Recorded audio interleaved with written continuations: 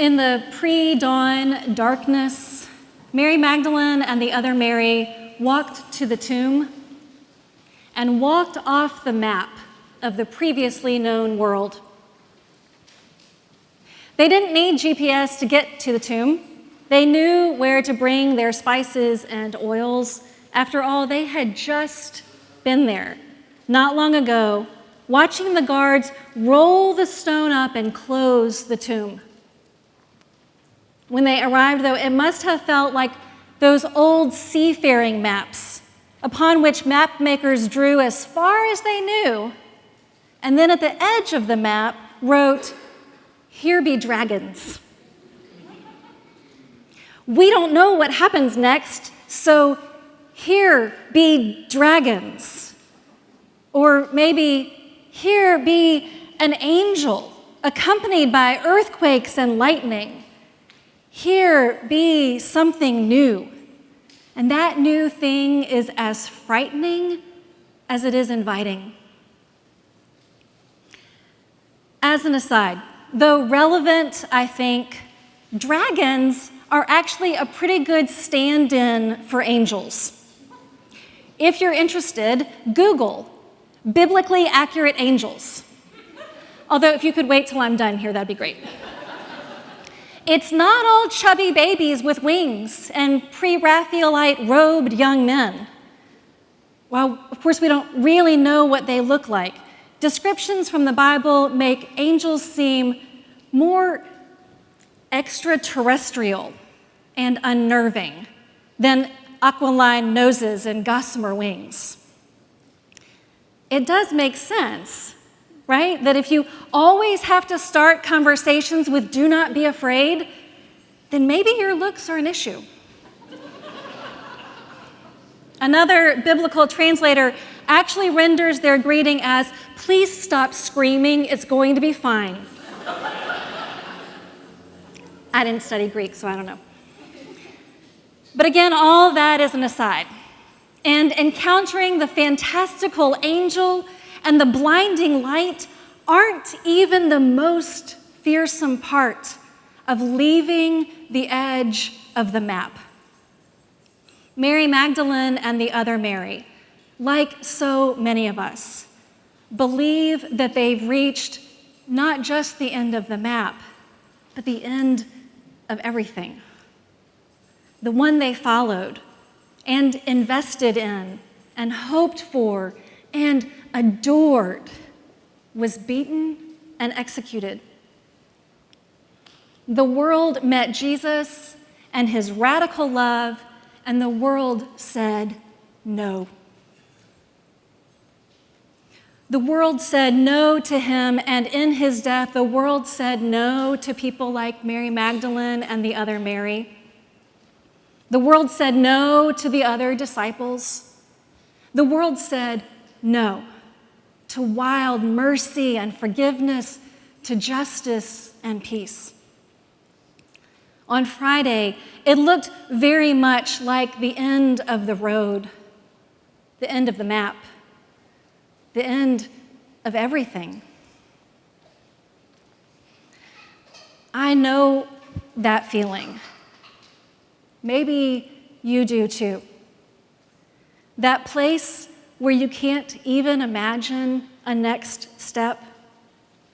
The place where it's just about impossible to see anything other than a dead end. Mary Magdalene and the other Mary aren't coming to the tomb expecting a new next chapter. Their expectation, the very ability to expect anything more from this broken world, drained out of them with all that transpired on Friday.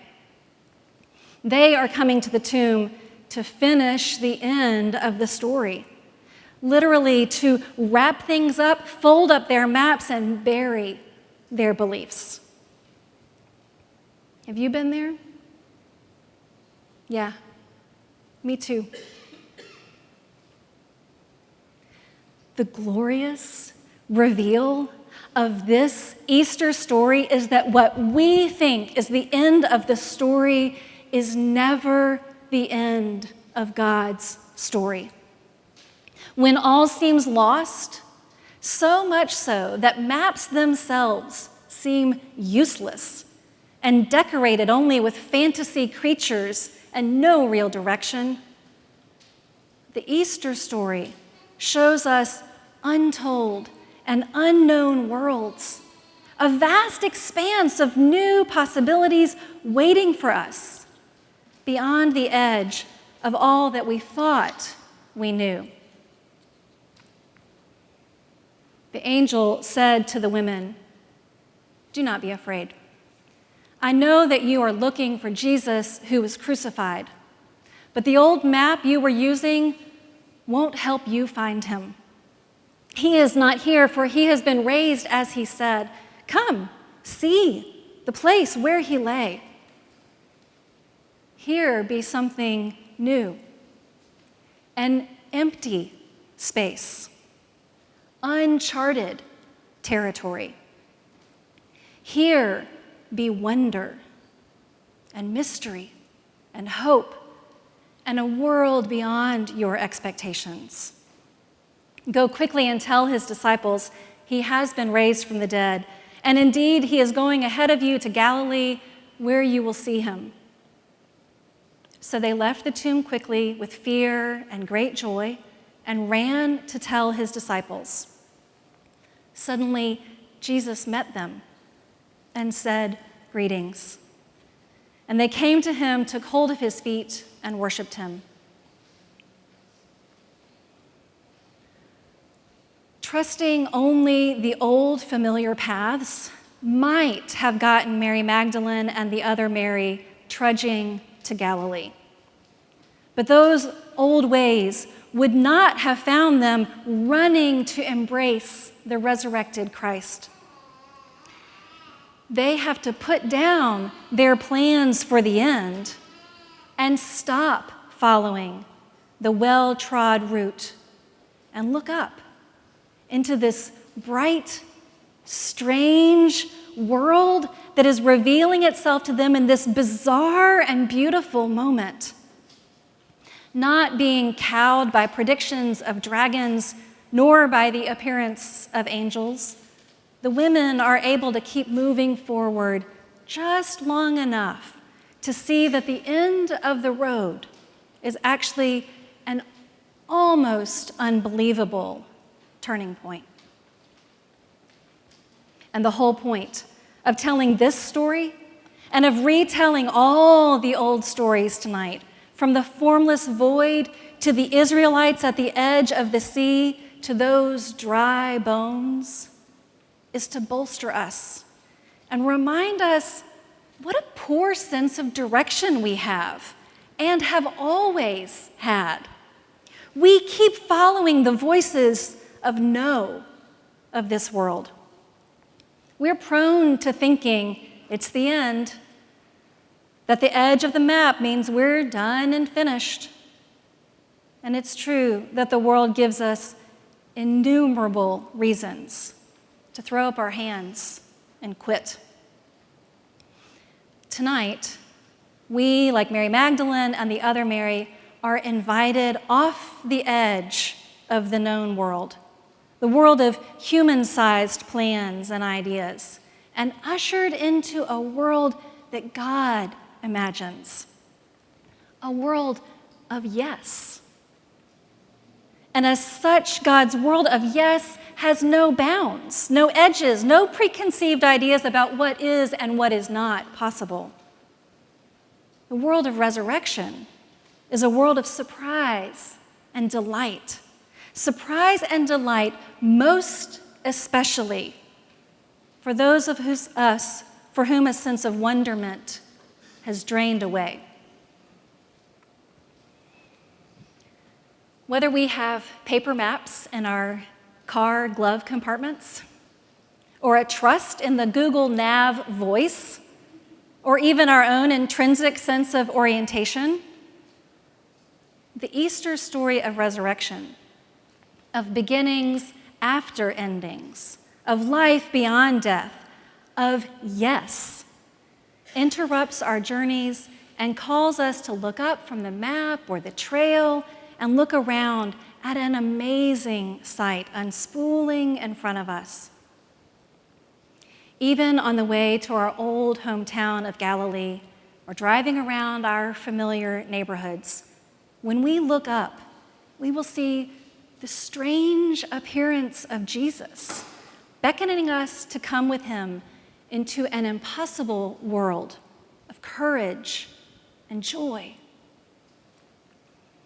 Friends, there are no permanent dead ends, no forever stalled lives.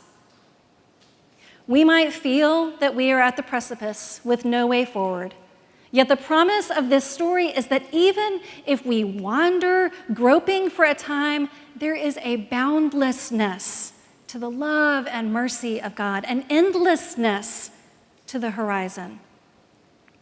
We imagine the edge or the end guarded by dragons, but those are angels telling us to look around and see that this is not the end. And so this is not where we have to stay.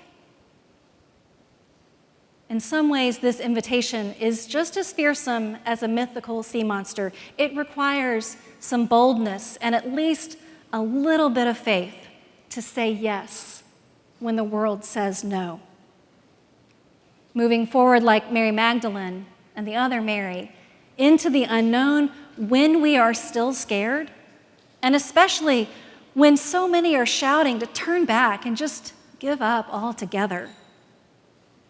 Leaving the tomb behind and heading out is an act of profound trust and hope.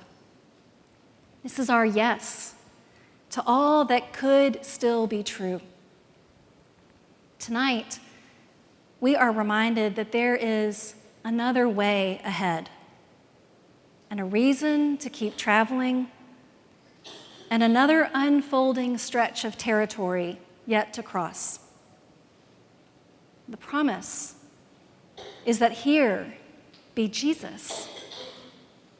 Here in the unknown wilds, looking fierce and ready.